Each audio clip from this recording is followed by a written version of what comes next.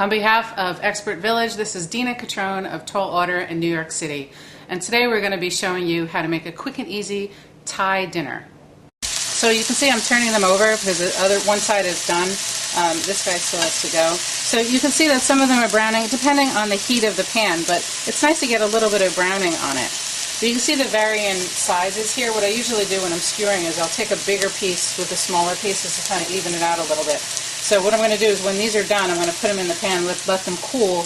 I'm going to put on another glove so the turmeric doesn't get on my hands, and I'm going to put them on the skewer, and then you can see how it looks as the final presentation. So we'll just give these a couple of more minutes just to cook all the way through.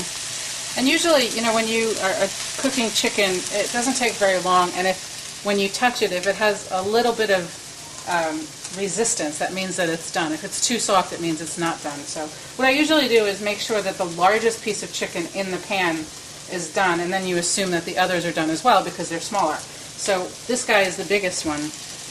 He's actually the biggest one. So we'll try to see if he's getting brown. So we'll turn it over so we can brown them a little bit. I'm going to turn them again. You don't have to do this, but I kind of like to have the brown, like I said.